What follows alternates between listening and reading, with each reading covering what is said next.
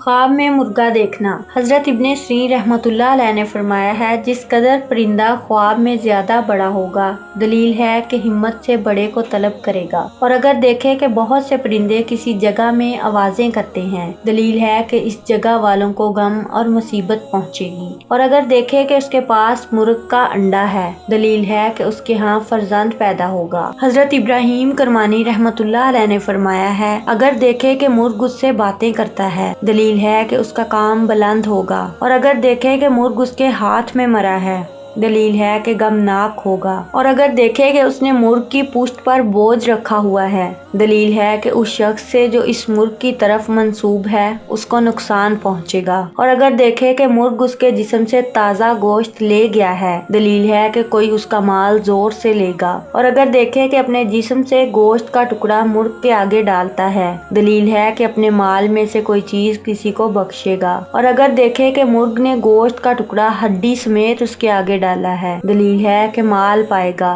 और हर एक मुर्ग की तवील वही शख्स है जो इस मुर्ग की तरफ मंसूब है। और ये बात पहले बयान हो चुकी है। हजरत इस्माइल अशत रहमतुल्लाह अलैह ने फरमाया है, अगर देखे कि मुख्तलिफ किस्म के परिंदे किसी शहर में आए हैं, दलील है कि वहाँ बेगाना लश्कर आएगा। और अगर देखे कि मुर्ग ने उसकी आंखें निकाली हैं, दलील है कि उसके दीन में किसी से तबाही पहुँचेगी। और अगर देखे कि उसने मुर्ग का खून पिया है, दलील है कि इसी कदर उसके माल को नुकसान पहुँचेगा।